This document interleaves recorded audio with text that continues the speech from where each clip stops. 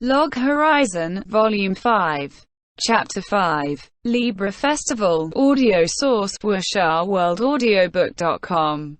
Part 1. No, you can't force it this way. Please queue up orderly. I have received your documents. Yes, okay. The sweet voices sounded out harmoniously. Elder Tales was a game, so the characters in it were either beautiful cute ladies or handsome stylish men. Hence, if a certain number of women gathered in one place, especially if they were adventurers, it would be a beautiful sight. But this was even more elegant than that. This was the Countermeasure HQ set up near the entrance of the exhibition lobby for this emergency. Shiro was sighing silently inside. This was not the first time he saw ladies working hard for Sujiro. They say that women in love are more beautiful, and it was true. Shiro explained it as the blushing cheeks, watery eyes, and the gentle expressions made them more charming. But Sujiro's followers, they called themselves his personal guards, did not stop at that. They seemed to have heart signs floating all over their bodies, and this aura was reflected in their voice, which sounded sweet as honey. It is super effective. Shiro surveyed the area with a dull expression.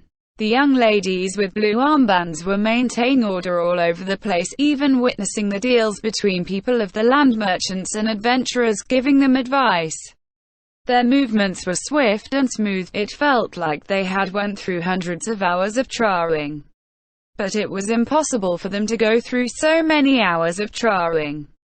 These were the real skills the personal guards of Sujiro possessed, who took a lot of effort from Shiro in convincing them to help. Although you couldn't tell from their looks, they were a highly organized group. And their telepathy network was ever increasing. From what Shiro knew, Westwind Brigade, which had Sujiro as its guild master, has about 30-odd members. But the number of girls in this event was more than 50. Tactician Shiro. The neat-looking young lady greeted Shiro. It seemed like Shiro assumed the tactician position out of nowhere. This was because Sujiro instructed, when you reach the place, listen to Shiro-senpai's orders. 5 more people have arrived, they can form a team and move out. Shiro knew she was competent and experienced from this concise report. Only the core members of large guilds like Silver Swords or Army Bikes could match her. Shiro thought about how to say this. Even though this was his battle plan, he knew how complicated his expression must seem. Where is Sujiro? Yes. Susama is in the lobby date. Patrolling, escorted by the 4th team. Shiro calculated the time as he looked out the window. It was about time to move to the next phase. Contact Sujiro and ask him to return to the Countermeasures HQ and link up with the 5th team. Then proceed on a 45-minute patrol mission in the lobby. The 4th team will take over the duties of the 5th, which is guarding the HQ and manning the counters. Also, form the newcomers into teams of 3 and detail them to the city's own patrol. Roger. The young lady's face turned red, making Shiro moody. We, the 5th, will patrol with Susama as per Tactician Shiro's orders. This announcement made several of the personal guards who were peeking here squeal in joy. The girls muttered, together with Susama. It's my first time. What should I do? My panties are not cute enough. These words that were full of points to retort. Their eyes were no longer just watery, they were becoming heart-shaped. Their assumption was spot on. Shiro's plan this round used the patrol dating, with Sujiro as bait to draw in volunteers to help. Sujiro would slowly patrol the clothing exhibition with 3 or 4 girls. With the instructions to take it slow, this was actually a date. Sujiro had been authorized to buy gifts for the girls with a budget of 20 gold for each of them. The money was sponsored by the Round Table Council. When Shiro had a flash of brilliance and came up with this idea, he thought, "This is an excellent plan. But he retorted at the same time, will this kind of tactic actually work? But from the results, it was super effective. Although Shiro did not know the details, Sujiru's personal guards were united like steel, proclaimed by the girl he was conversing with. According to her, from Sujiru's secretary to the newcomers, they had a pyramid-like command structure. They used this structure to form teams flexibly, handling all the disputes in the area by themselves. Even when Sujiru was walking the streets slowly with a team, the other 6 parties were also patrolling the area, being prepared for any emergency. Shiro instructed them to not hesitate to contact him if things got out of hand.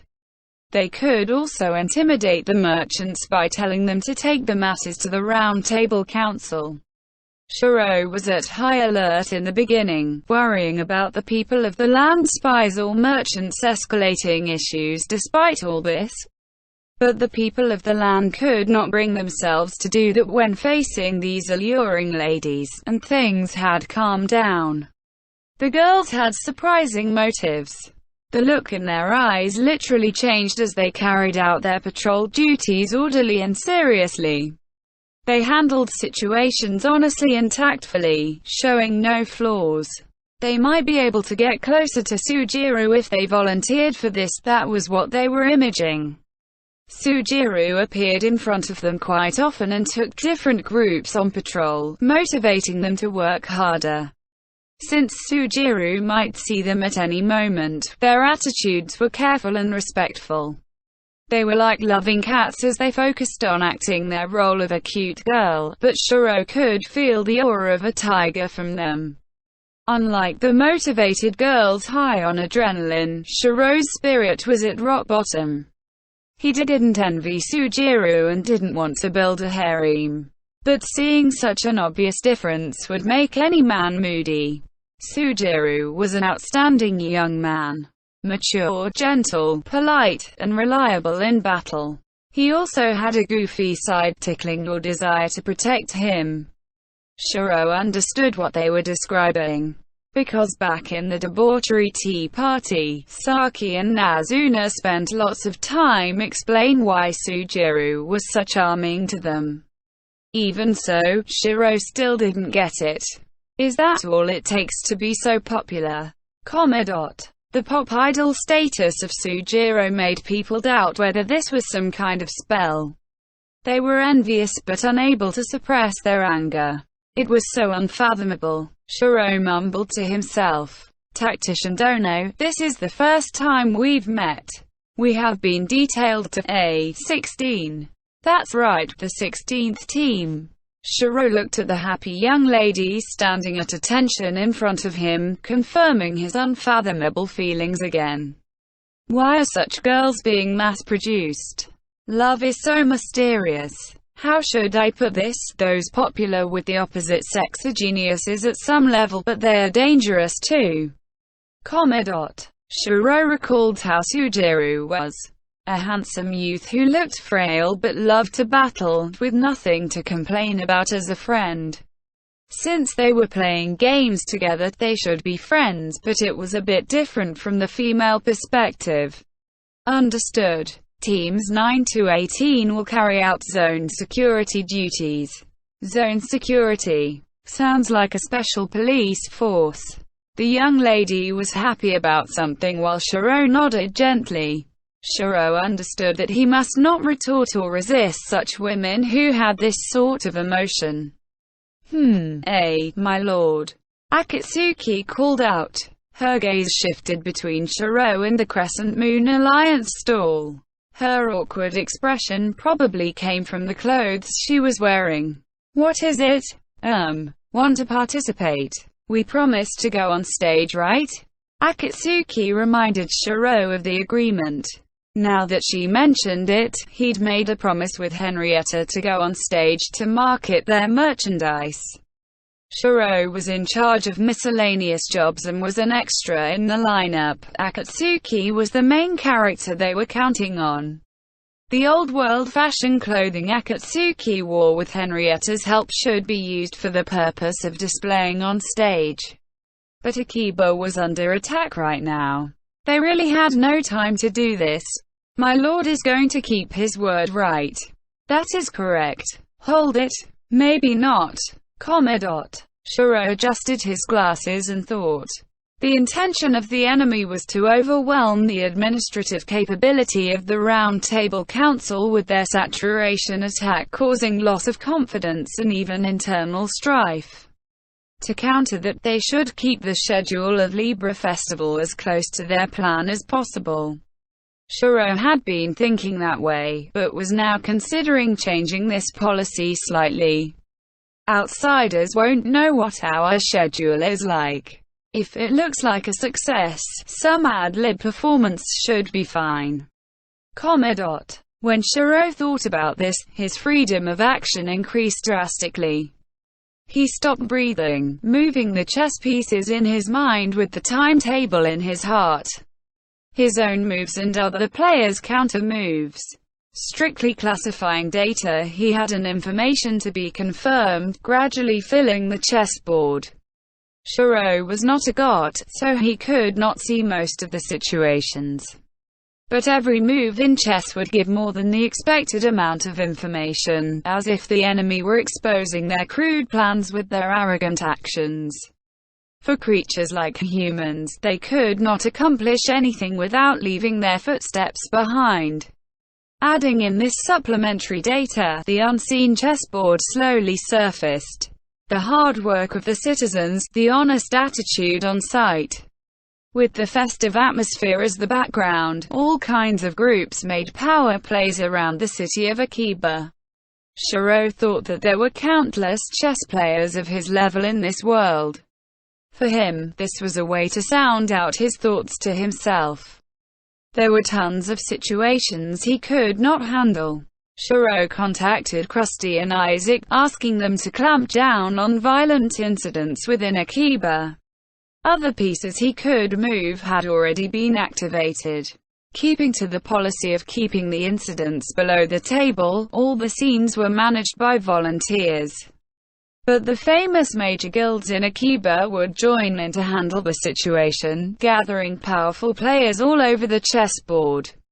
Right now, Shiro was unable to take on the enemy's movements alone, so he asked Sujiro for aid. His personal guards advanced to the front line facing the merchants that were causing trouble, solving problems like exiling people. This was an ability Shiro didn't have. It also helped in another area. Shiro recalled his petite companion's telepathy call from the Production Guild Liaison Committee. Shiro could feel her tender but determined fingers. Although it was still small and vague, Shiro could see the image of a young bird chirping, spreading its wings for its first flight. Karasan's processing speed increased and the incoming issues were falling drastically. This was thanks to the patrol sent by Isaac to nip the trouble in the bud, earning time for Sujiro's personal guards to remedy the outstanding problems. They regained control of the situation faster than expected. It was still early, but Shiro could already see the ending. He was ready to activate the next plan. Shiro noticed the word freedom as he recalled Akatsuki's words. He thought about which chess pieces he could move without disrupting the Libra Festival timetable and make the event even more lively. The enemy was increasing the burden on the system and spreading rumors. Their objective was to lower the unity of Akiba as a whole, so others would think Akiba is no big deal. It had nothing to do with facts, just an attack on the psychological level. The best way to counterattack was to make the Libra Festival even more lively, increasing the satisfaction of all participating to its peak. My lord? Shiro heard Akatsuki's worried voice, lifted his head and smiled at her. It was a smile Henrietta described as black-hearted. Ah, Akatsuki. Please ask Henrietta to prepare the costumes. Also ask the neighboring guild for help. Try to come up with a set of clothes that will make people's nose bleed. Ah. Teams 9 to 18. Here. The members in the vicinity responded immediately, and Shiro stood up and declared fearlessly, "Move out and patrol the city zone. Sorry to trouble everyone. Please lend me your support. I will treat everyone to a feast after the mission is over today. Please show Sujiro your cute and beautiful side." Part 2. Lord Marvis' words made Reindeer turn pale. She didn't understand. She wasn't clear about it at all. Reindeer smelled the burning stink of danger. "Okay, princess, please prepare with haste, all right?" About that. Reindeer turned around for help. Alyssa in front of her was lecturing a maid working under her as she reviewed a copy of the documents from Lord Marvis' henchman. "Princess, how is it? The documents are real. It is hard to imagine, but the fault might lie with us, a loophole in management oversight." Loophole in management. Even though Reindeer heard the words, her brain wasn't processing them. The blunder soaked slowly into her consciousness, making her feel cold as if she were touching freezing liquid. Simply put, Lord Marvis had already informed Reindeer in advance to prepare a warehouse for him when his ship reached Akiba. The same document was delivered to Maihama, and an agreement to help was sent in reply. This meant Reindeer promised to prepare the warehouse, but forgot about it when preparing for the festival. That was the whole story. But there was no way to tell what really transpired.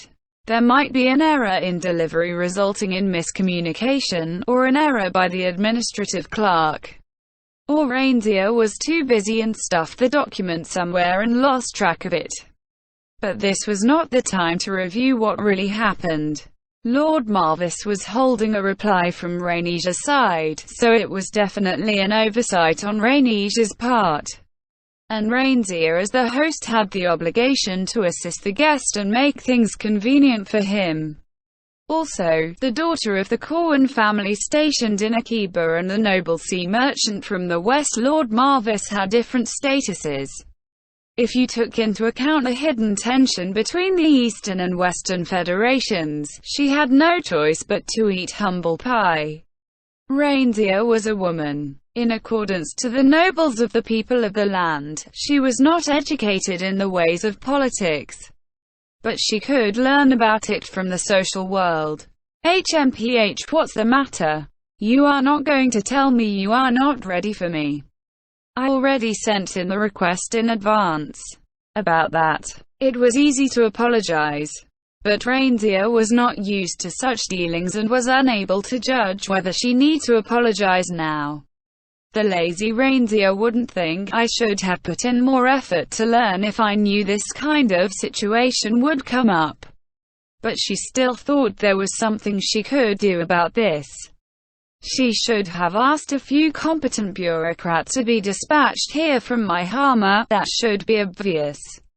She had already gotten permission from her grandfather with some constraints to pick several followers to bring along to Akiba, but that was still not enough. Is this the Corwin clan's way of doing things?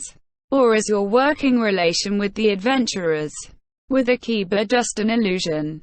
His mocking tone made Reindeer lower her head. Her heart was full of retorts, but Reindeer was not sure of the correct way to say it, or which way of expressing it might be dangerous. Anyway, she need to apologize and compensate for the goods on the ship to appease him. She would worry about the details later. Could she drag this problem along and solve it after the dinner party? Reindeer thought numbly. People called her a beautiful princess. She would get compliments from knights and bureaucrats from whichever banquet she went to. Reindeer knew that she was acting a role that suited her status in their frozen-like daily lives, but she could feel her body temperature dropping without end right now. Reindeer was unable to understand this. Why were her emotions so unsteady, making her so unhappy? This regret didn't come from Reindeer since she didn't care for such things. The unhappiness, regret, and remorse must be because of this carefree city. Evening. Reindeer, who was looking at the luxurious carpet, stiffly realized someone was standing before her because of the shadow dulling the color of the carpet. Her eyes sprang up to look at the back of someone wearing unfamiliar clothes. The shirt made from soft cloth not seen by people of the land before, and a hooded vest. This was the young man who pushed Reindeer down a cliff with no means of returning on the day of the crucial speech for the Battle of Sandleaf Shiro. Shiro. Sama. Who is this? I apologize for my late introduction. I am the leader of Log Horizon, one of the 11 guilds that forms the Round Table Council. Shiro. Shiro. No family name? That's right, because I am an adventurer. The young man in casual clothes in front of Reindeer maintained a leisurely attitude even though he was facing the Grand Noble of the West. Reindeer took half a step forward even though she was dumbstruck. Adventurers were not familiar with the customs of the people of the land. This might have serious repercussions. To prevent this, Reindeer decided to become the shield of Akiba. But a hand was placed gently on Reindeer's shoulder, stopping her with uncompromising strength. This strong and big manly hand belonged to Krusty.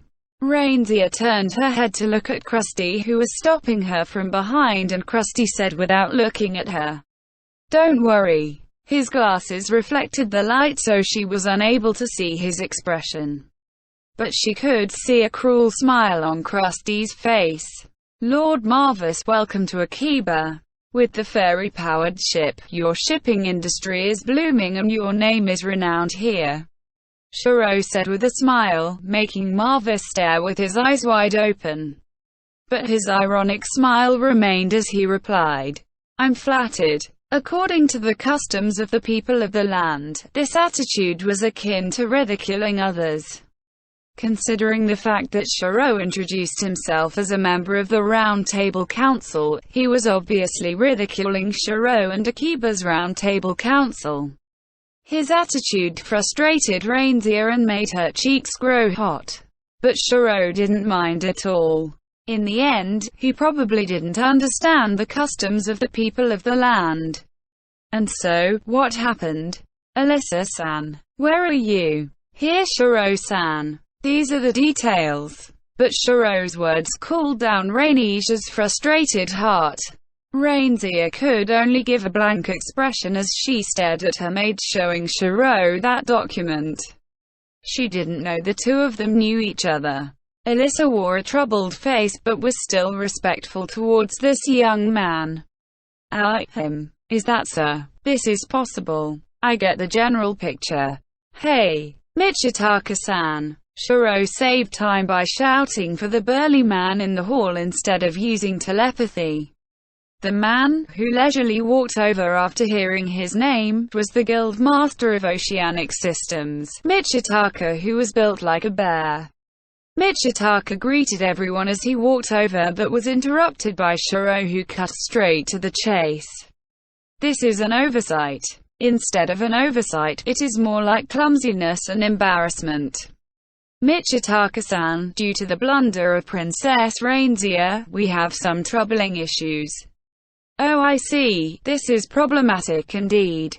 Saying this young man, Shiro didn't understand social etiquette wasn't quite right, it was more like he was hasty and pragmatic by nature.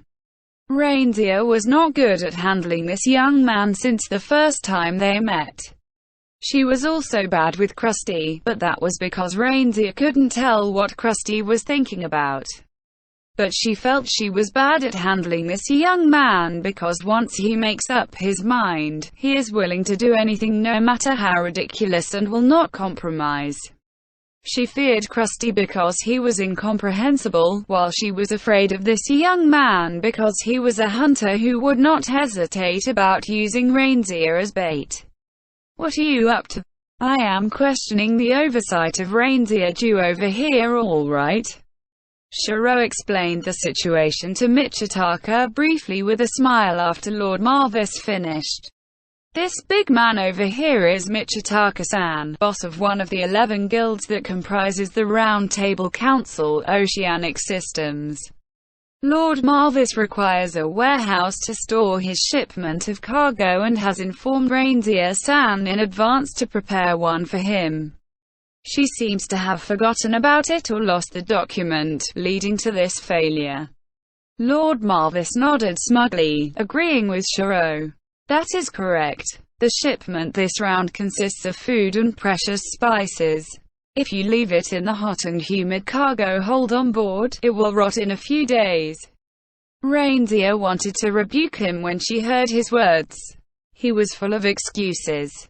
But it was useless to point this out now. Seems like you are using this opportunity to make a big business deal. I came personally this time, so I took the best ship in my company with me. You are Shiro-kun, right? The middle-aged nobleman who smelled like makeup laughed like an animal. Shiro's attitude probably pleased him. The new fairy ship Egiru, that made her maiden voyage last month, right? I heard the rumors. It is a beautiful ship that reminds people of swans. Oh, that news has reached Akiba. That is so. The cargo on this ship is going to be lost due to the oversight of Reindeer Jew. My dear adventurers, don't you think this is a terrible betrayal? It is indeed regrettable. Why is Shiro-san taking the Lord's side? Does he mean that adventurers don't need to care about the people of the land? This issue is obviously linked to the pride of Akiba, right? Anyway, I have some matters for Princess Reindeer too. Akatsuki, Henrietta-san. Reindeer was focused on Shiro, so she didn't notice the two of them appearing without a sound. It was the competent lady wearing glasses and the petite girl with black hair that pushed her into the brink during the speech the other time. The princess expressed her willingness to make this festival a success. Please help her change. The confused reindeer looked at Alyssa to her right. Alyssa shook her head and sighed softly. Reindeer was disappointed at her unreliable friend and looked at Krusty behind her left shoulder. He just shrugged in reply. At this moment, the serious young girl with black hair and the smiling glasses lady captured Reindeer. Although their attitudes were respectful, they gave off an uncompromising aura. They reached for Reindeer's clothes without regard for the fact they were in the view of the public. What are you doing? How can you change here? Hold up, that's not it. I have an important discussion with Lord Marvis. It is a crucial matter to protect Akiba. Krusty-sama, please say something. Aren't you my knight? Wasn't it just limited to the Conference of the Lords? How can you take the oath of a knight so lightly? You want me, Reindeer, to think of it as a joke? The half-panicking Reindeer pleaded with Krusty in tears. She could see the villainous smile of the knight in glasses, but he was the only one who could save her. We will need to extend the contractual period. Please, think of something. I am willing to change my clothes. I will change obediently later, so let me clear things up with Lord Marvis. Shiro-kun. That's what the princess that extended her contract with me said. The smiling Henrietta and the serious Akatsuki grabbed Princess Reindeer's hand from either side. At some point of time, this commotion became the center of attention within the hall. Within the wall of people surrounding them, Krusty rushed Shiro to move to the follow-up phase. Roger that, Krusty-san. We are done with preparations on our side. Lord Marvis, I understand the situation. The documents have already been sent to Akiba's Round Table Council. Krusty, who was hiding his expression behind his glasses, said simply in a normal volume at this impressionable time. Marvis, who heard this sentence all of a sudden, gave a blank expression, but composed his emotions and responded in a loud voice. What? The Round Table Council had been informed. How can that be? Wait, we're talking about a warehouse here, right? Is that something you can prepare so easily? You don't understand, I didn't come in a wagon. Do you not follow our conversation so far? New fairy ship Egiru, right? I remember its maximum load is 500 tons and includes freezer compartments, a state-of-the-art vessel. You are right, adventurers. Where can you find a warehouse that can store so much goods and has temperature control? You must be dreaming to say you can prepare it right now. Marvis said arrogantly as he made TCH sounds with his tongue repeatedly, showing off his proud nature. Reindeer could feel a cold wave coming over her. Not because of Marvis' arrogance, but because of Marvis' ignorance of adventurers. Marvis was a people of the land noble and was used to commanding people. The nobles of Eastall had the same arrogant nature, but they had no authority over adventurers. Marvis might be cut down on the spot for his taunting attitude. Nobles had strong authority in the society of the people of the land, but they were not immortal. They would be burned to ashes in a tenth of a second if they faced the wrath of adventurers.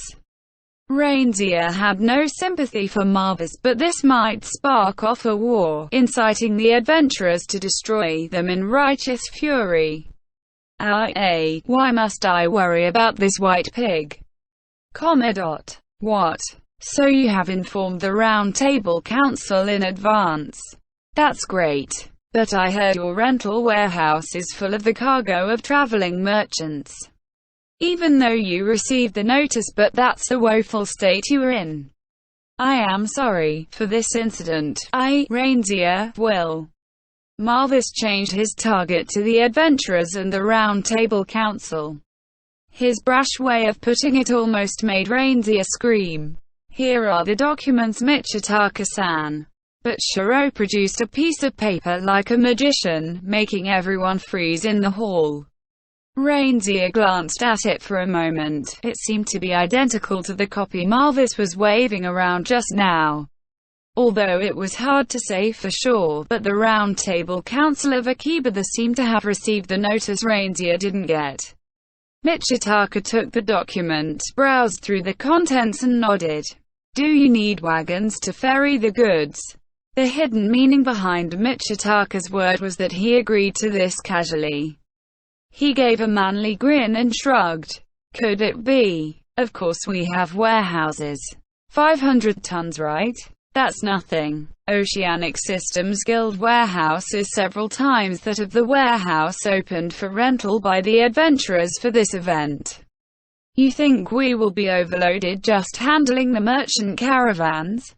Or you think adventurers won't help people of the land? Michitaka's speech made Reindeer clench her fist. The adventurers were covering for Rainege's oversight.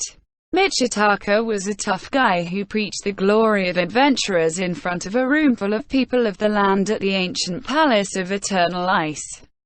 Reindeer could not imagine him helping her so selflessly. No, he didn't do it for me. Reindeer peeked at the young man with his hand on her shoulder. She had to raise her head to see his expression since they were so close, but she couldn't tell even when she saw his face. But Reindeer knew this monster, who she couldn't read, with a smiling but seemingly unhappy face, asked Michitaka for aid on her behalf. Krusty-sama. It was because of the perfect policing of the streets to stop physical altercations that it made us realize this issue so late. Reindeer didn't comprehend what Krusty was whispering to her about. Krusty-sama. About that, I am an important shield. Wrong, a princess. Reindeer uttered a word of thanks reluctantly to Krusty, who was not looking at her. The favors she owed this young man just kept on accumulating. Her feeling of guilt was growing like a ball of rolling snow, making her conscience and pride scream in pain. But Krusty said, you should thank Shiro-kun instead, these strange words when he heard her words of thanks. Marvis' expression grew grim on the other hand. After making a TCH sound with his tongue, he glared at Shiro. But Shiro didn't care about Marvis' glare. The Grand Noble of Westland bid a few words of goodbye before leaving the hall. Reindeer felt her legs go numb and lose strength. Marvis left, his pride wounded, but he kept his life. and this side had also avoided clashing with Marvis and the entire West. This unexpected ending made Reindeer so at ease she almost turned into foam. Okay, that's settled. I leave the rest to you two. Understood, Shiro-sama. By your order, my lord. The two of them used Rhainesia's mental lapse to drag her away. The knight who had extended his contract with her waved her farewell. But Reindeer only realized this when she was stripped to her underwear. Part 3. Rhainesia's dinner party was ruined. But it was still a grandiose event.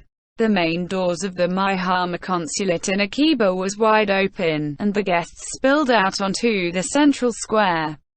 They mingled with the crowd enjoying the festival in the evening sun, and food dishes were carried outside for all to enjoy. The amount was not enough for the masses, and the eateries facing the central square ran their kitchens at full capacity.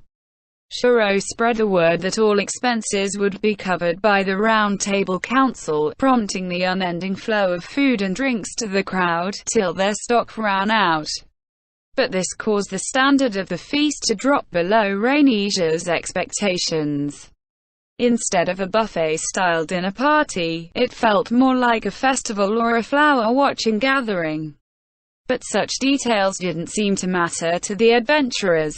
When Reindeer appeared in the central square escorted by Krusty, the crowd erupted into cheers. Ever since the expedition speech, Reindeer attended many public events, but this was the first time she made an appearance so directly in Akiba. The princess let the knight lead her by the fingers as she gazed slightly downwards. Her blushing cheek made her look like a beautiful flower, mesmerizing many adventurers. Her shy appearance was like a beautiful young lady you dreamed about. The surprising thing was her dress. Reindeer was wearing a long tight denim skirt, a light green top that matched the autumn season, and a bolero short jacket. Her long skirt was elegant but casual, her long silver hair flowed over her back with a black ribbon on top. Reindeer always wore gothic clothing that matched her people of the land nobility status. No one in Akiba expected her to dress like this. The atmosphere in the central square went wild. By the standard of the old world, this was a dress for a casual date for the adventurers. For the people of the land, these were fashionable clothes that gave off the modern feel of the adventurers. Reindeer walked to the south edge of the central square under the lead of Krusty with a stiff expression and sat on the cushion of an elegant chair that was crafted in a hurry. It was made through the in-game menu. The temporary pavilion was also built in just 15 minutes. The sun had already set, and the square was full of torches. A fairy light near Reindeer illuminated her surrounding twice as brightly, probably conjured by a caring summoner. Black Sword Isaac drew his trademark sword, declaring that the princess would stay in this chair due to security concerns, but wanted to enjoy this festive night with everyone present. Also, anyone who wanted to may come to the pavilion to greet the princess. This announcement made the crowd go wilder. Compared to adventurers, the people of the land were even more surprised.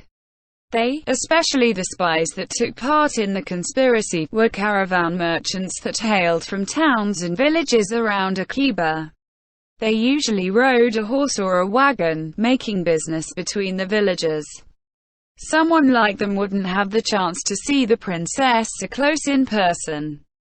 And not only did they have the chance to gaze from afar, they could even greet her in person, a stunning experience. Even so, only a handful took up the offer without hesitation. A third of them were people of the land, while the rest were Japanese adventurers with a cautious nature. Even the orchestra Reindeer hired were playing classic Yamato pieces. Everyone was holding back and being too reserved. The one to lead the way was Michitaka. He brought along about a dozen other guild masters to the elegant couch in the pavilion, surrounded by screens and covered by parasols. He greeted Reindeer warmly as she breathed a sigh of relief. The other guilds also took action after seeing this. With many adventurers lining up to greet the princess, the maids working under Alyssa started to move hurriedly. Shiro watched this scene from the sky bridge that overlooked the central square, pouring tea into a glass. In the joyous occasion below, Princess Reindeer chatted happily with the adventurers. Other people of the land and adventurers were also mingling together, which was the best proof the Libra Festival was a success. The people of the land, noble reindeer dressed in the fashion of the old world, made an appearance at the central square. This action sent a strong message to all those present in this festival. It was a message of peace and friendship. Their unity could ward off the attack this round. Shiro thought that Akiba was victorious in fending off the attack. The origin of the attack should be the Westlande nobleman Marvis, who took his leave at Rhaenicia's party. But from his brash style, it is hard to see him as the mastermind behind this. Shiro thought he was just one of the core players in this attack. It was still too early to judge whether the attack was over. The festival was still under high alert. The security detail under the command of Krusty and Isaac was stationed near the entrance, deterring any physical alterations.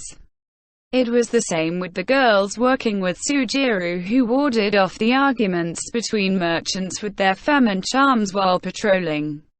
Shiro, who was nominated as the tactician, received periodic telepathy reports and queries on how to handle certain situations. One of the reasons he was staying at this place overlooking the central square was for the convenience of going anywhere that needed him quickly. But Shiro was not too worried about it. The attack against the trust and handling speed of the Round Table Council had the main aim of putting them into disarray. For this tactic to work, it needed to use the element of surprise as support. With the Round Table Council prepared for it, it would have limited effectiveness. Worst-case scenarios did exist, but it was pointless to brood over them. You couldn't use all your best moves in some battles and were forced to react to your opponent's moves. Maintain high alert till the end of the festival was the best option right now. But the attack will come sooner or later. Shiro sighed as he thought about this, as the activities in the plaza below continued to flow. The crowds around Reindeer and the eateries were the same, but there were new people and music joining the fray. Sujiru's personal guards cleared a pathway to the guild building, standing on either side of the pavement. The one leading the way was Marielle. Her curly green hair and bright shing smile. Marielle's alluring, bouncing breasts were covered by a stylishly tailored jacket as she moved with energetic steps. This was not at the level of supermodels yet, but she turned and waved both hands at the crowd after reaching the end of the makeshift catwalk, acting just like one. "That's really great, Marine. I can't stay moody even if I want to." Marielle's appearance made Shiro feel motivated and hurt his head at the same time. Next up was Henrietta and Akatsuki. Henrietta and Akatsuki always wore secretary attire and black shinobi costumes respectively, like uniforms. But they changed their styles just for today.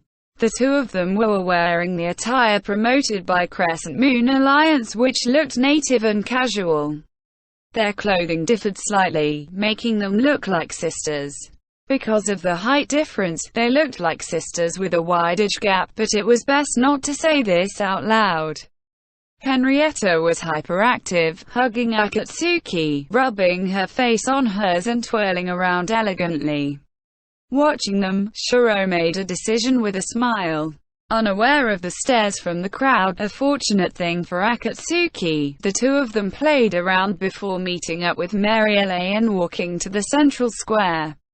Marielle ignored the stunned crowd, going directly to Reindeer and pulled her up by the hand. This was just like Marielle's bold nature. Akatsuki whispered to Reindeer from behind. Seeing how Rhaenicia's face was turning green, she was being intimidated once again. Marielle led Rainzia to the central square just like this, forming a circle and turning around along with Henrietta and Akatsuki. Instead of holding a fashion show indoors, they would have wider exposure doing it this way. The Firebird and Lightning Phoenix, resting at the top of the guild building, shone over everyone. Waves of applause went back and fro through the crowd. The lively music playing was from a memorable pop song of the old world. The slightly aged melody was recreated using the classical Middle Ages instruments in this world. Rainzia didn't know what to do as she looked around with a perplexed expression. But pretty girls had it good in this type of situation. Even in a common dress of the old world, it matched her perfectly if she gave a shy smile.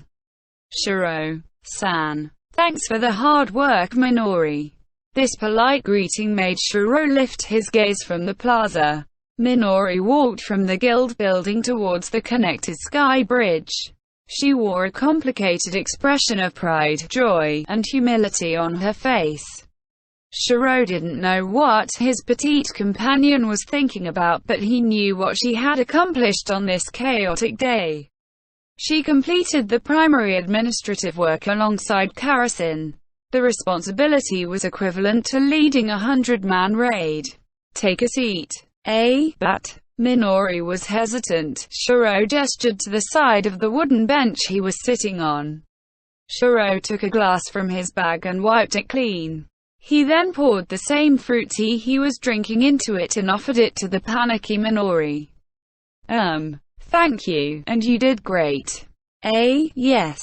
Minori, with her voice a few octaves higher and her back straightened, looked so cute, it made Shiro smile. He didn't know whether Minori realized the value of the work she had done. Minori held the glass with both hands. Their view was illuminated with the light of many torches and conjured Shing creatures like Bug Light Lamp. They could see the lively festival below thanks to them. A part of this festive atmosphere was protected through Minori's efforts. Shiro thought her hands were small, but these tiny hands of a middle school student held the determination to stay at her post. When Minori reported her intention to stay and help at the Production Guild Liaison Committee, Shiro surprisingly sensed acknowledgement. After all the time Shiro and Minori spent together, he could feel her hard-working nature that could not be suppressed within her heart. Her twin Toya also had a passion to improve himself, but he was already set earlier on to focus on fighting in physical strength. In comparison, Minori was hesitant on which route to take. But she would definitely find her path to follow one day. Minori achieved a victory Shiro didn't expect, in a place of her own choosing. She is much more dependable than me. Shiro jeered at himself and sighed. He recollected his miserable middle school days. Minori's display of her strong will was nothing like Shiro's old days. Shiro remembered being a typical overly self-conscious delusional middle schooler. He used to think of himself as being special and different, but failed to realize that his uniqueness was the same as others. It was so embarrassing just thinking back. Shiro-san, may I ask? What is it? Aren't you going to greet her? Among the guilds that make up the Round Table Council, only Log Horizon hasn't done so, right? Shiro shrugged and replied vaguely. We met not too long ago. Their conversation on the sky bridge was drowned out by the cheers down below. Probably because of a new set of clothes from some guild making its fashion debut. Shiro listened to his telepathy messages and gave short replies every now and then. After some time, Minori raised a new question. You did this on purpose, right? Yeah. I'm sorry, Shiro-san. Minori hung her head in shame. No need to apologize, it's not something I want to make known to the world. I butted in needlessly, wanting to take Shiro-san to the dinner party. But thinking about it carefully, there is no need to do that. There is no way Shiro-san of the 11 founding guilds will fail to secure an invitation, right? So you wanted Princess Reindeer to detest you right from the start, correct? This was not questioning, but seeking confirmation. What an incredibly brilliant girl. This tactic was not hard to see through. Several members of the Round Table had already realized this. This strategy can only work if his comrades understood it to some extent. Because Krusty-san is close to the princess, and having someone she clearly hates and clearly likes will make it easier to push her along. It will be the same for the future too. The princess is in a precarious position. Her beauty, straightforward nature, and honesty holds the sympathy of the masses, but it won't last forever. Although she likes Akiba now, there is no telling if she will continue to do so. She has improved the relations between the people of the land and adventurers, but it's hard to gauge how long this will last. There will be plenty of instances in the future that require us to adopt a tough stance. Crises that will make this attack look insignificant are sure to follow, so we need to divide the roles to play AEAD of time. This tactic was dependent on Krusty being considerate of the princess' feelings as a prerequisite. Krusty, who was aware of this strategy, was grumpy about it, but it couldn't be helped since these were the assigned roles. Krusty was the Senate leader of the Round Table Council after all. It would be troubling if he was unwilling to play this part. From what Shiro saw, Krusty was just as unhappy about being manipulated by Shiro. But if left alone, Shiro was sure Krusty would help the princess in the end anyway. Also, following his flowing thoughts, Shiro focused on the limits of the future he could forecast. In the combination of blurry predictions, he could see a vague future. The princess with a bad personality need Krusty. And Krusty also need the princess. Hopefully. Shiro-san, is this really what you hoped for? Why do you ask? A part of Shiro's consciousness heard Minori talking to him and stopped his train of thought. Shiro's companion showed a troubled and pained expression. Because Minori talked in bits and pieces, Shiro waited patiently for her continuation that didn't come. If it is about the troubles Log Horizon will be facing. Regarding this, at some point in time, I plan to have Chief Nyata take everyone to visit Princess Reindeer, maybe at a dinner party. Minori would need to doll up for that event too. The sky blue dress you wore that time looks cute on you. Shiro's speech made Minori even more depressed. Is that a bad way to reply? Shiro scratched his head. Seemed like this did not satisfy her, or he was going about this the wrong way. Won't you feel sad, Shiro-san? So that's how someone watching from the side might see it. This was beyond Shiro's calculations. Since this was such a normal sensibility, Shiro did not even think about it. No such thing, this is normal. Seemed like Minori had a hard time accepting this explanation. This was just one of the parts they need to play, and Shiro just happened to be suitable for this role. Minori, with her lips tightly closed, looked really prim and proper. Her big eyes looked like they were going to tear up, her cheeks were tense and red. Minori's brows furrowed in anger, showing her unwillingness to back down. Minori has been a big help in aiding the Production Guild Liaison Committee. The things you did are more worthwhile than 10 staff helping on site. You did great, Minori. Shiro's praise made Minori blink her eyes. It's the same rationale, Minori. The things that need to be done are right in front of me, I can do it, and others hold that expectation of me as well. This is a good thing, something that we should be proud of. Since doing so is helpful, I think it is just fine.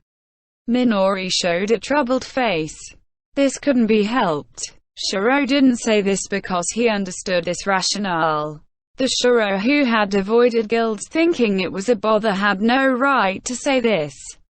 This was a speech only experienced guild leader like Michitaka or Krusty could make. But after Shiro founded his guild with his comrades, he finally understood something. He was just a wandering soul. Even if he got stronger alone, it would be a hollow strength that wouldn't be channeled anywhere. It was a power others wouldn't be able to feel and appreciate. It was still strength even if he achieved it alone, but Shiro thought comrades were necessary to use this strength. And you need the world for your comrades to reach their full potential. Although it was still vague and blurry now, Shiro felt that Log Horizon was an important place to make this theory come true. I will work just as hard as you, Minori. Minori nodded with an expression that was a mixture of confusion, anger and sadness. What Shiro could do was reflect on his actions. In the end, he could only respond to the hard-working middle schooler Minori in this unsightly manner. He felt he was being encouraged and lectured by her. This couldn't be avoided. This petite girl deserved a reward tonight. A member of Log Horizon being an invaluable asset this day made Shiro happy. To have guided Minori at one point also gave him a warm feeling in his heart. Shiro was not sad even though he was seen as an elder or teacher by Minori. Shiro gave an awkward smile and nodded his head. I will work hard so Minori will not be troubled. Part 4. Akatsuki suppressed her rapid breathing, stopping in her tracks after rushing up the gray stairs. It was fine for her to walk up to him as usual, but Akatsuki couldn't make herself to do it because she didn't want Shiro to see her out of breath. She was still wearing the frilly clothes Henrietta forced on her. With laces sewed at its ends, it looked cute but was too light. Akatsuki, who had grown accustomed to the battle suits in this world, felt naked and defenseless walking the streets in this. Also, it was hard to hide herself and sneak up on Shiro in this. Akatsuki hid under the shade of the ancient tree that pierced through the sky bridge to calm her breathing. She didn't want Shiro to know she rushed all the way here. Akatsuki felt she had grown closer to Shiro over the past few days. She even managed to touch Shiro's hair on the balcony of their guild house last night. It was colder than she imagined and different from hers, the hair of a man. Strong and smooth, flowing through Akatsuki's fingers. It was an experience that made Akatsuki happy with minimal physical contact. She intentionally pulled a long face telling Shiro she was happy, which subsequently confused Shiro, making him ask her to, again, confirm her feelings. Those were happy times. But her decision to catch her breath gave her the opportunity to overhear this conversation. Shiro leaned on the railings of the sky bridge, looking down at the central square illuminated by bonfires. There was a young lady beside him. Minori, a companion of Akatsuki from Log Horizon. Shiro and Minori's words were carried by the wind that blew throughout Akiba towards Akatsuki, who caught pieces of it. You did this on purpose, right? Yeah. I'm sorry, Shiro-san. In the beginning, Akatsuki didn't understand what they were talking about. No need to apologize, it's not something I want to make known to the world. I butted in needlessly, wanting to take Shiro-san to the dinner party. But thinking about it carefully, there is no need to do that. There is no way Shiro-san of the 11 founding guilds would fail to secure an invitation, right? So you wanted Rainzia to detest you right from the start, correct? Akatsuki almost made a sound when she heard this. Shiro planned to be detested. This was a perspective Akatsuki never thought of. The unexpected interaction between the two made Akatsuki forget to call out to Shiro. She could only listen intently to them. Their dialogue could be heard in bits and pieces through the disruption of the autumn wind. Akatsuki tried to think about Minori's plan to be detested words. But a chill went down her spine as she began to understand its meaning. Akatsuki heard about an unknown source finding trouble with Akiba from Shiro before. Although she didn't comprehend the meaning, she knew that Shiro had successfully defended Akiba. but she didn't think about it the way Minori did. Unlike Minori, she didn't consider how everyone else would think about Shiro. Unlike Minori, she didn't think about how Log Horizon's position would be affected by all this. Unlike Minori, she didn't split up with Shiro and fight for his sake on another front. Unlike Minori, she didn't help Shiro with his trouble. Akatsuki's heart started to race in her modest chest. The Shiro that felt so close last night was gradually growing further away from her. This gave her a pure sense of terror. Just like the fear of a child abandoned in the darkness, she moaned soundlessly in her chest. Shiro was going so far away. No, he was far away from the beginning. Him being by Akatsuki's side was just an illusion. Ever since the day Shiro saved Akatsuki, she had stayed by his side.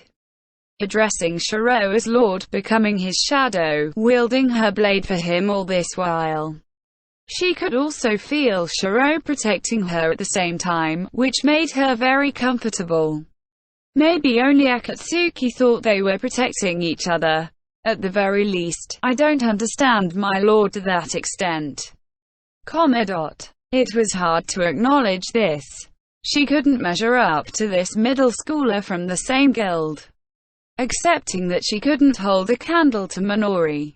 This bitterness and pain gave her a sensation of falling, as if the ground around her feet was being frozen and came crumbling down. Akatsuki grabbed her blade subconsciously with trembling hands. Akatsuki could feel it vaguely. She noticed her limits and what it meant. Assassins have the strongest attack among all 12 classes. For the sake of her pride, Akatsuki had worked in the art of fighting. Her attack power or individual battle power should be in the top tier among the adventurers. But among the top tier, she ranked in the middle of the pile. Akatsuki didn't have experience in major raids. This could not be helped. Akatsuki was a solo player, living a solitary lifestyle free of any guilds. For solo players to participate in major raids, they could only wait for big guilds looking to fill a raid vacancy or by forming a temporary raid alliance. Joining a group like Debauchery Tea Party was another way, but that was a rare instance. Gathering adventurers to form a group that had nothing to do with guilds took a lot of effort. Even forming a new guild was easier to gain fame and members. In the end, major raids need teamwork and trying, a hard gaming mode to pull off. If you didn't do it with fixed members, the success rate would drop. Big guilds equating to major raids were an accepted fact. Shiro, Nyanta, and Naotshigu were all solo players or members of small guilds, but they were experienced top-notch adventurers within the whole server in their group, the Debauchery Tea Party. In comparison, Akatsuki was the finest amongst solo players, but in terms of equipment, knowledge, and familiarity with teamwork battles, it was not at the top-notch level. Am I just a fake? She hugged herself and shook slightly. The skills she relied upon so far, which she claimed could protect Shiro, were not at top-notch level. Confirming this once again shattered Akatsuki's pride completely. But that's not all. Major raids were a high-difficulty playing mode, and there were plenty of adventurers who didn't have experience with this. But a low-level Kanagi reached Shiro's side in a way Akatsuki never thought of. Akatsuki, who prided herself in her battle techniques and lived all this time in the alternate world believing in this, was doubly hurt by this. The things you did are more worthwhile than 10 staff helping on site. You did great, Minori. Shiro's voice echoed in Akatsuki's ears. Not only did this girl Minori see through Shiro's thinking, she also fought hard in her own battles to lessen Shiro's burden. She was less than half Akatsuki's level, but this middle school girl used her talents to the fullest and reached a higher plane of achievement than Akatsuki. And Minori was concerned with Shiro all this time too. Akatsuki never tried to empathize with Shiro. empathize with the loneliness of Shiro, which she never thought existed before. This fact overwhelmed Akatsuki. The acceptance of this fact stabbed Akatsuki's heart like shattered glass, taking away the words Akatsuki wanted to tell Shiro. Part 5. The dinner party naturally evolved into a banquet in the city square, and the citizens had high praise for this. Reindeer, who had used all her stamina, lay exhausted on her chair. But the scenery of the princess waving weakly looked cute, and won rave reviews. Pretty girls had it good for anything they did. On the other hand, Shiro enjoyed this banquet on the Sky Bridge. But Shiro still played the role of tactician and talked to others through telepathy most of the time, only conversing with Minori occasionally. The sky grew bright as the festival entered its third day. Shiro gathered all the members of Log Horizon to visit the flea market on this last day of the festival. The flea market was different from the Autumn Clothing Expo and was mainly selling weapons. A variety of items like furniture, guild facilities, decorations, books, scrolls, food and monster drop items were sold here. There were many people of the land in their merchant caravans that had traveled all this way just for this flea market. Nyanta and Shiro felt a sense of nostalgia, searching for the merchandise of the village they visited on their trip back from Tsukino, but they didn't find any. But Nyanta did find some fine salted pork ribs. With such a wide array of goods, the members released their reservations and went on a shopping spree. Toya brought a new red Intimidation Star helmet, while Naotshugu bought potions in bulk. Shiro accepted Minori and Nyanta's proposal and bought several carpets and a communal water tank with their guild funds. They need all sorts of things for the winter, and with so many items available for sale, their eyes glittered like a kid's in a candy store. After the banquet ended, Akatsuki resumed wearing her black clothes. On this third day, she wore her usual expression that was so dignified that it looked sullen, protecting Shiro without a word. Shiro thought there was no need to be dressed up tight for the festival, but Akatsuki was stubborn in her own ways. Akatsuki, who looked a bit tired in the morning, regained her lively mood in the afternoon after being teased by Naotshugu. Akatsuki calling Naotshugu stupid and kneeing him in the face was becoming a common scene which Shiro could only watch with a bitter smile. As Shiro expected, the attacks against the Round Table Council were totally gone. These types of attacks were hard to carry out when defensive measures were set in place. Since they anticipated this, Shiro's group enjoyed this rare holiday happily. When the sun set on this third day, Akiba went into an after-party phase. Continuing the banquet last night, it was a full-fledged banquet this round. Since the Round Table Council were the organizers, many barrels of wine were put in front of the guild building, becoming a lively and popular spot for all participants. The Round Table Council wanted to use this opportunity to implement some projects to aid the small guilds. One of them was to help them recruit solo players without guilds, as well as the possibility of letting the departments within large guilds gain independence. The young adventurers continued to debate about this even after getting dizzy from all the alcohol. In this after-party, illuminated by bonfires, Reindeer probably would attend in her beautiful dress. The pillars of the Round Table Council, Michitaka, Krusty, Isaac Carrison, Roderick, Marielle, and others, would also drink to the reunion of old friends and the meeting of new ones. Although many incidents happened in Akiba's Libra Festival, it still ended in success. The comrades of Log Horizon also praised each other's work in the festival and recuperated their energy for tomorrow. The Libra Festival, which marked the turning point in Akiba's history, ended without many people knowing the storm behind the scene. Interlude. But on the last day of the Libra Festival, Shiro left his guild members behind and moved alone under the dark night sky. These were ruins in the south of Akiba. Between the metal shutter buried in debris, the wet stairs extended endlessly. This building should be a water tank or boiler room during ancient times, as countless pipes could be seen on the exposed cement wall.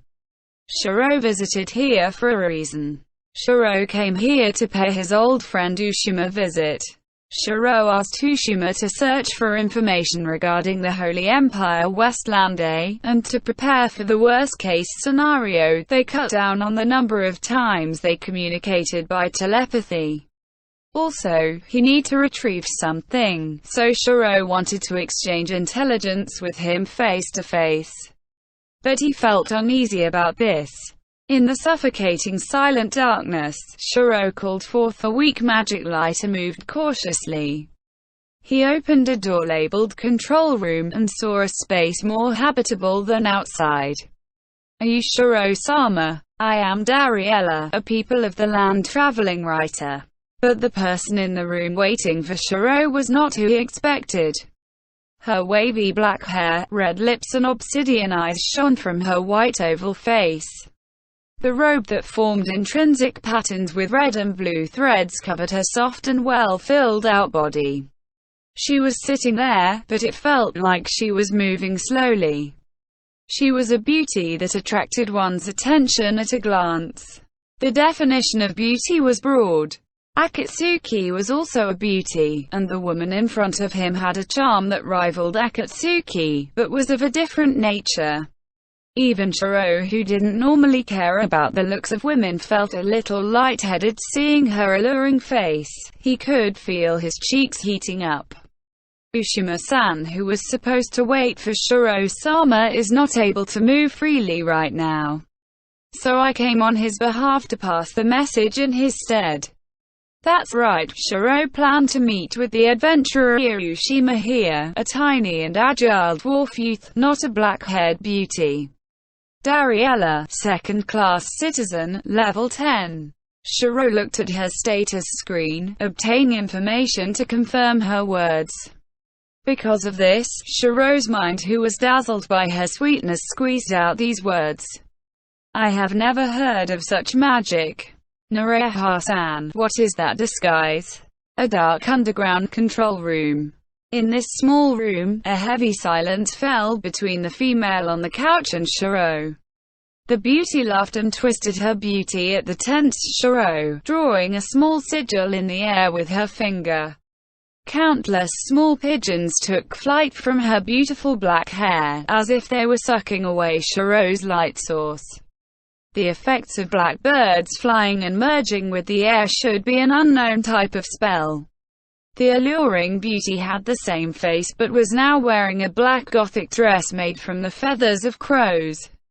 She had animal ears and a tail which was white at the tip. Foo. How did Shiro-sama know? Information about overlay shouldn't have spread here yet. It's my gut feeling. Shiro adopted a strong tone.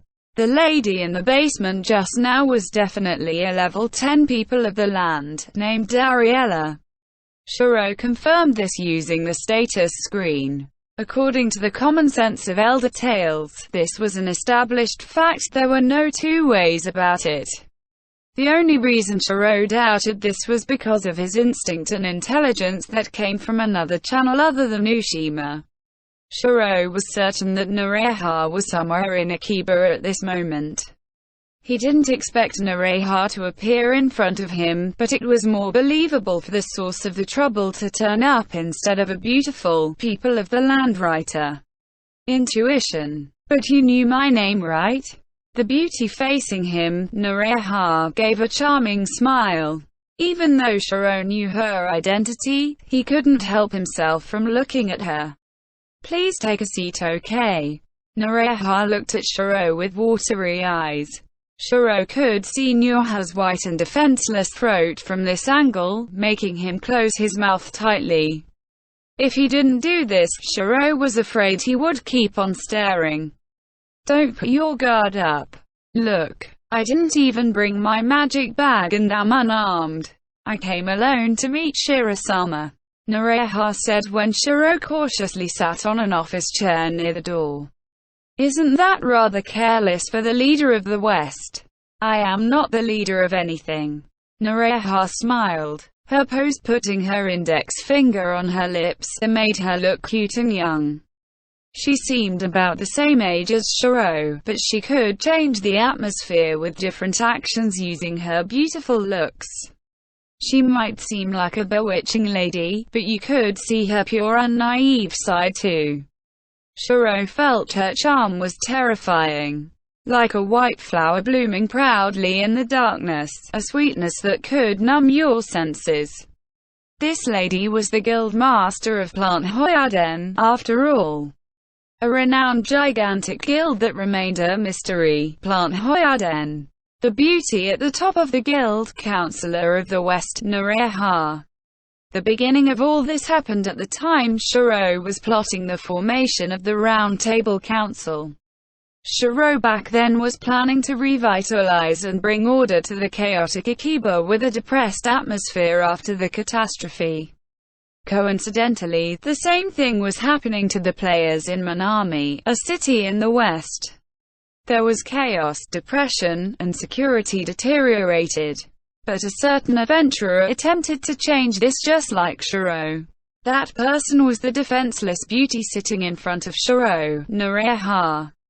But Nooreha's plan for the future and means of achieving it was totally different from Shiro's.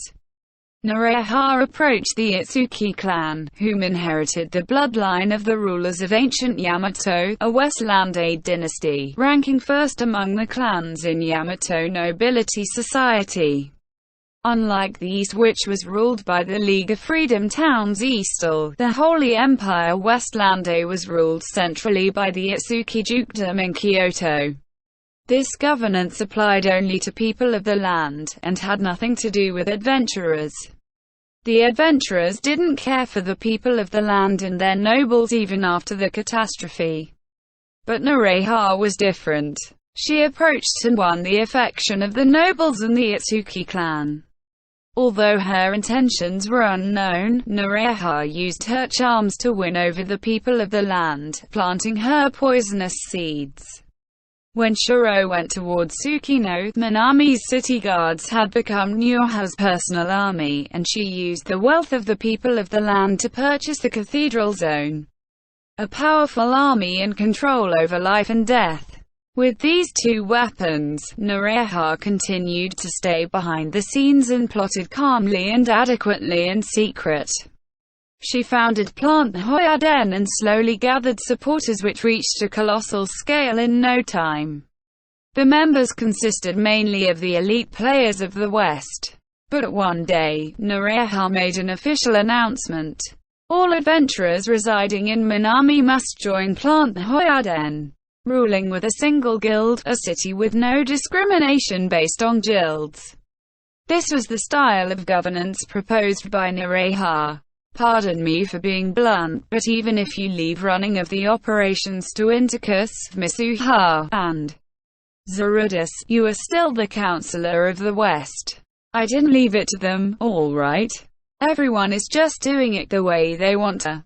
I didn't plan to bind everybody, just give them a home to live in. And being protected by everyone. This is my only wish. Her fluent speech was like the song of a siren, the sweet sound tempting men to listen forever. Please tell me why you have come. You are so hasty, Shiro-sama. You were the one deceiving me in the first place. Phew, I get it. Since Shiro-sama says so, I will cooperate with you. Actually Nooreha continued after being pushed by Shiro. I came here to invite you. Shiro-sama, please join Plant Hoyaden, come to my side. I wish to work besides you. I want you to protect me. Why? I mean it literally, I want you, Shiro-sama. It is embarrassing, but I have known about Shiro-sama for a long time. That was nothing surprising. Both Shiro and Nooreha were enchanters. Enchanters were an unpopular class in Elder Tales. Their numbers were only about half the average of the other classes. When Elder Tales was just a game, the Japanese server had about 80,000 players, but as far as Shiro knew, only 2,000 were level 90 enchanters. In MMORPGs, the adventurers of the same class would take note of each other. What were their equipment? How were they building their character? How were they fighting? Since it was a game, the best research subjects for building your character and using techniques were players in similar positions. It might sound greedy, but you could learn more from players who were better than you. This was a common perspective when playing a game. The adventurers who joined major guilds to find excellent equipment after completing raids, as well as adventurers who researched battle tactics, only made up a small number. If you limited this to enchanters, the number was about 100. Since it was only 100, it was possible to know all their names. Shiro knew about all the high-level enchanters in Japan's server, so he was aware of Nareha. Nareha was similar to Shiro, an enchanter who chose not to join any guilds. Enchanters who took part in major raids despite not being in any large guilds were rarer than the Iriomote cat that was on the brink of extinction. They must have met 2 or 3 times before. An industry of 100 was small for a veteran player like Shiro. I know what Shiro-sama is thinking about, but that's not it. I didn't know about Shiro-sama because you're an enchanter. And I didn't want to recruit you because of your enchanter class. So what is this about? Nareha did not look away. She looked at Shiro with dreamy eyes, as if she wanted to inject something into him. She continued, weaving her words that were as sharp as knives. Didn't you develop a new concept of magic in Sandleaf? I don't know the details, but it was modification magic on a grand scale. Shiro-sama is special, so I knew you would do such great deeds. It's the same for you, Nareha-san, right? I am ignorant of the specifics, but you managed to restart the intercity transport gate, although its use is still limited. In the basement where the air was so tense you could cut it with a knife. Shiro and Nareha stared at each other. Shiro didn't think news of his contractual magic would leak, but he managed to get news of techniques from the West as well. Shiro replied with his sharp words, glaring at Nareha. Shiro-sama is special indeed, you know everything.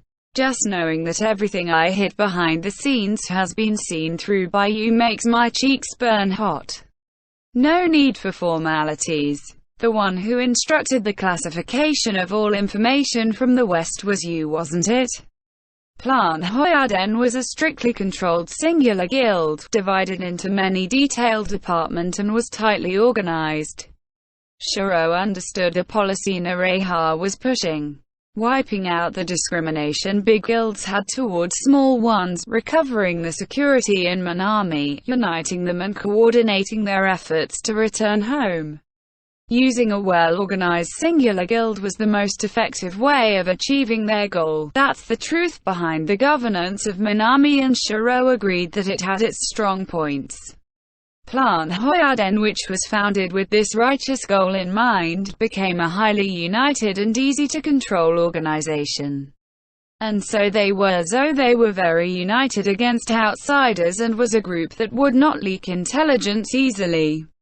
The Round Table Council used the liberal self-governance of the guilds, so they need to be open about the topics of their conference. Disclosure of information was the basis of the council, so outsiders would be able to see their movements and trend in open view. On the other hand, the one guild governance of Plant Hoyaden was operated by the Central Executive Committee. No other person would know the real situation of the Central Committee. Shiro was one of the few very information-savvy people in Akiba, but Plant Hoyaden was like a face in the fog to him. Even more so for the adventurers in Akiba, they only knew it was a strange place dominated by a single guild. WushAWorldAudio.com. Shiro's purpose of meeting with Ushima was to find out news about Minami and to fetch some items. No, I already said it right?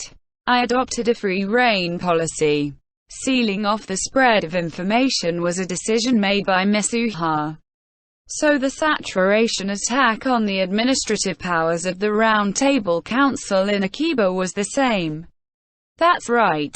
That's the shallow thinking of the House of Lords and Marvis going out of control. Shiro didn't believe this. Even if she didn't come up with it, she did nothing to stop it.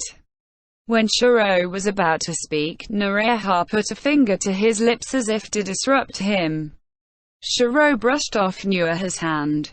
He didn't notice Nareha getting so close. I came here to invite Shirasama. Are you willing to come to my side? Tell this kind of wish to Sujiro. This is not my area of expertise. Sujiro-san. Nareha showed a faint look of danger, but it was replaced with a troubled expression the next moment. Compared to Sujiro-san, I want Shirasama more. Compared to Sujiro-san, I think Shirasama is more special. I came all the way to this city just to invite Shirasama, to ask for Shirasama's companionship. Her speech made Shiro's vision go white. Shiro was unable to feel any sincerity from the woman in front of him. Shiro could feel from his instinct that this lady was sculpted from lies and sins. But even though he understood, this temptation still made him dizzy. Shiro felt that his immunity towards women was too low. No one has said I was more special than Sujiro before. How shameful. Can't you? Because this is not the truth. I see. Nareha gazed downwards and replied softly. The feelings of being entwined faded away from Shiro, replaced by a fragile and brittle feeling. Then, if I tell you the truth, would you be willing to come to me? I need to hear it before judging. The truth is nothing fantastic, right? Nareha maintained her fragile expression like old earthenware, letting out a hoarse laugh. All right. Because you are Shirasama, because you are special, because you are unique, I need to display the appropriate determination. Yes, I understand, because I have been waiting for this all the while. Nareha continued like chanting a curse. Shiro-sama, I am an ugly girl. I am honored to surprise you. Anyway, my eyes are scarily big, I'm petite in size and have no figure.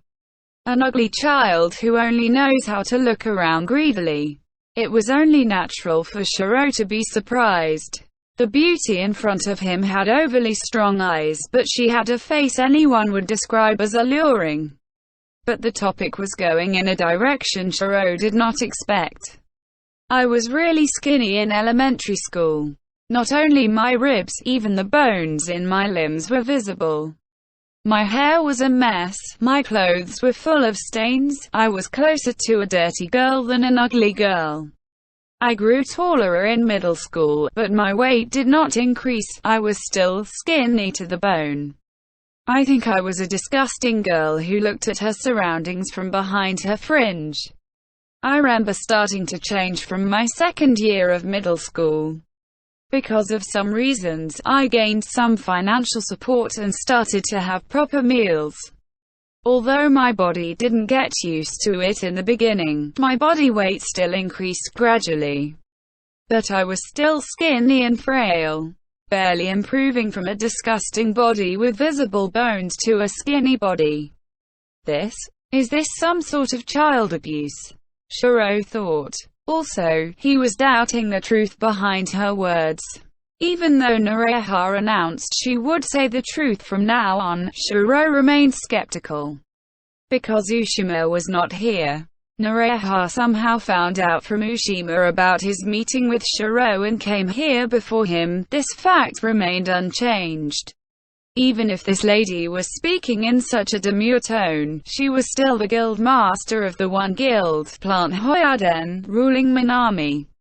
But Shiro wouldn't believe her if she said these were all lies.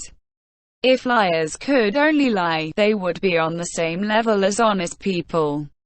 Liars might tell the truth sometimes. I learned how to groom myself, but I was still a pathetic woman you can see on the streets anywhere. My flat chest, skinny limbs, and plain face, only my eyes were unnecessarily big. The comment I heard most often was that I was a girl who brings misfortune. Phew, probably not only my appearance, it can't be helped if some parts inside me. But even so, there were still those who had demands from me just because I was young and a middle school girl. I won't give an excuse that it was necessary for survival. As I was happy someone praised me and became arrogant. A blunt sense of unhappiness washed over Shiro because of the content of her words. Is this the truth? If it was, he was unhappy such things happened near him. Is this a lie? If it was so, he was still not happy a woman said such things intentionally to him. Shiro-sama. When he snapped out of his thoughts, Nuha's eyes were so close it made him jump. Noreha looked into Shiro's eyes and smiled dimly. See, wasn't that boring?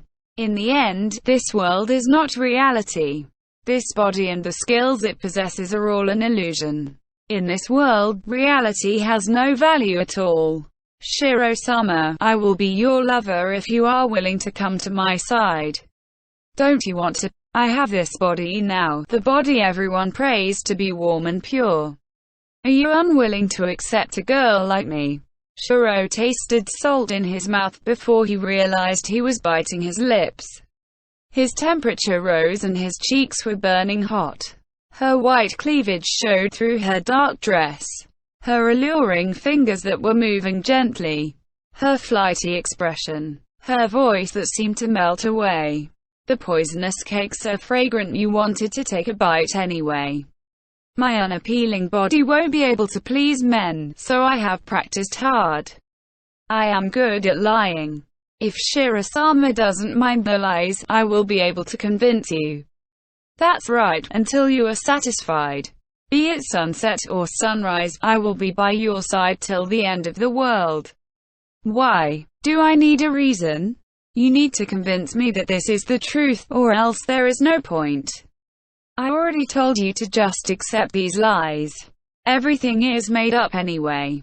Her peach-pink lips injected sweet honeyed words into Shiro. Shiro could see the pleading and playful mysterious smile of Noreha and her gently wagging tail. It's all made up. Yup, it's all made up, a work of fiction. It's the experience of my friend's sister. That lady came into contact with Elder Tales one day. This form of entertainment is far off from the world she lives in. But even so, she grew addicted to it. Do you know why? Shiro didn't know. He was unable to answer. Because she could get the ideal body in this game. That way she would be protected, wooed, given gifts, and receive the happiness she could only wish for. She obtained a beautiful face and alluring body in this world that. It is just a game, so isn't it laughable to act this way? Shiro's tongue was stuck in his mouth, as Noreha continued. She doesn't have luck with men. Even with her heavenly looks and figure, she still hasn't got what she wanted. Because this is an MMO, you will be treated kindly and warmly if you are a girl, but she still didn't get what she hoped for. The man she is after, the man she desires, ignored her for unknown reasons. Why? Some girls look plainer than her but are more popular. They are loved by others just because they are cheerful and naive. There are such girls out there. Nuha's eyes were like dark pits devouring Shiro. Don't look at the way I am now, I put in a lot of effort, okay? I learned a graceful demeanor and words in order to please men, researched which actions will attract guys, spending lots of time on my hair and clothes. It might sound ridiculous, but I even doll up for offline meetings. That was so shameful, Fu. But I failed anyway. No, don't look so sad, my effort wasn't in vain. Thanks to these skills, I can serve Shiro-sama properly. Sounds good, right? This was a sweet, fragrant, pleasing to the ears and beautiful temptation. But the words were rotten. Shiro was confused by these symptoms. Even though Nuaha's invitation was twisted in some ways, it still had a dazzling charm to it, magical enough to captivate Shiro's soul. But she, one day, fell into the abyss of despair. Then someone said this to her: "You are strong. Even though you place 8, you have my respect." Another enchanter told her this. "How about it, Shiro-sama? Is this work of fiction acceptable to you? Is this true?" Shiro couldn't bring himself to say it. Shiro didn't remember saying this, and couldn't conclude whether she was lying.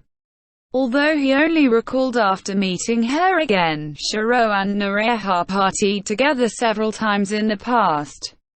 With his fame he built up in the Tea Party, Shiro fought in many major raids as a reinforcement from outside the guild. It should be the same with Nureha. Enchanters were not necessary in normal adventures, but in the long battles of major raids their MP recovery abilities were very useful. Shiro was unable to say for certain he did not utter these words in the past. Assuming he did say them, he probably didn't do so out of ill will. It was not Shiro's nature to do such things to get on the good side of women, and he was not skilled at this anyway. Because of this, he could have mentioned his true feelings without much thought. Shiro was unable to question her about the legitimacy of this. He thought forgetting was a form of cruel betrayal. "Shiro-sama, please come to my side.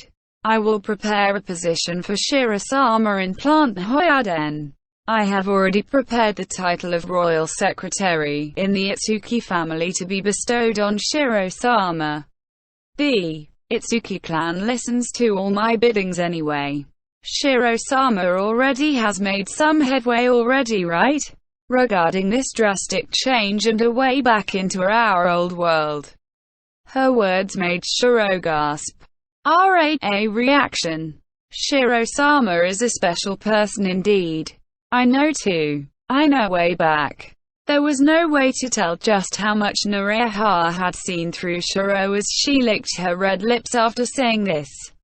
Shiro averted his eyes from her tempting movements, making her laugh cheekily like a teenage girl.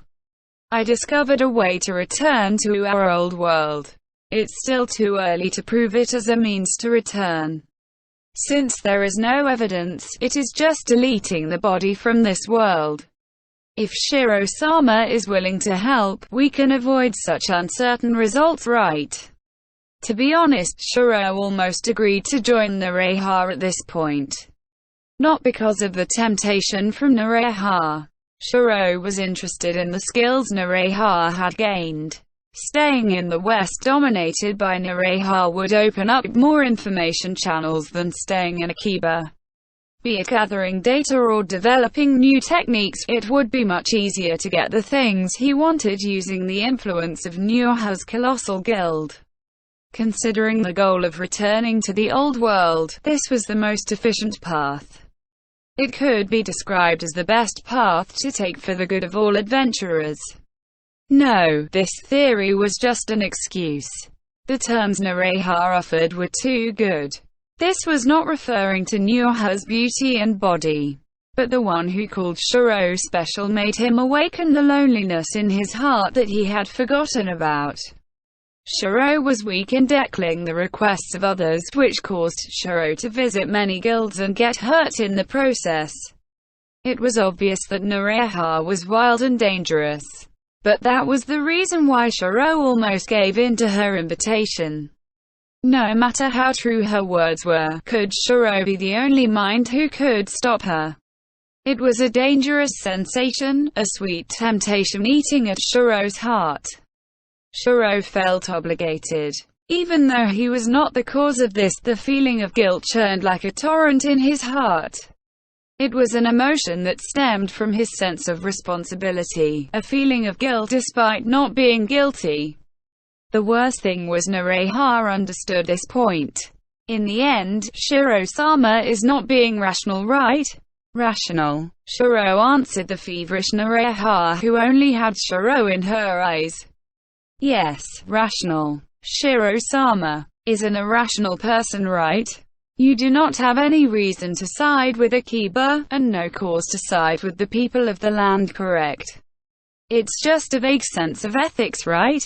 No, it doesn't matter. This has nothing to do with my desire to be with Shiro-sama, but I think Shiro-sama will feel bad about this, so... Noreha moved her lips so close to Shiro's ears that it was almost touching, a distance where you could feel each other's body warmth. Please Shiro-sama, use me, Noreha, as an excuse. Please use me as your reason. This way, Shiro-sama will be able to release your full potential, right? You can get rid of limitations and boundaries, allowing you to use your intellect to the fullest, correct? I only wish for Shiro-sama, so Shiro-sama can use Noreha as your reason, as an excuse, and do anything you want with me, okay? The decisive words of temptation marked the point they went their separate ways. Being able to use his intellect to its limit was a very tempting deal for Shiro. He woke up one day to find himself in an alternate world, caught in the deteriorating security and conflicts, making him go through horrifying and dangerous crises. After going through this, Shiro's desire to wield his power was as strong as his wish to kiss the beauty in front of him. It was not Shiro's fault they fell into this alternate world. Wanting to blame the world was what all adventurers invited into this world wanted to scream from their very soul. They wanted to know the reason for this and a purpose for them to fight for. It was the same for all adventurers, their soul must be burning with anger at this unreasonable reality. Noreha was correct. And it was tempting because she was right. But Shiro was unable to use reasons as an excuse. This would definitely diminish the fruits of all their actions so far. The touching fingertips, grateful smile, the banquet that lasted until dawn, the dessert that came from both ends, going on an adventure on the vast plains with everyone. All this would be diminished. If he liked Noreha even a little bit, or felt an emotion that was close to love, Shiro would never use her as an excuse. Because he had Log Horizon now, Shiro was able to assert this with conviction. Noreha looked at Shiro, who pushed her away, her fox ears squirming confusedly on top of her black hair. I have decided to treat all of your works of fiction as the truth. But I can't go with you. Noreha was rooted to the ground, looking at Shiro, unwilling to give him up. She seemed to be pleading even after the rejection, and asked with trembling lips, "Why? Instead of being your companion, it is better to stay your enemy. Your wish would more likely be fulfilled this way." Shiro looked at Noreha with his own will for the first time, speaking each sentence clearly as if to confirm his own conviction. His words stabbed Nuaha's heart like a sword.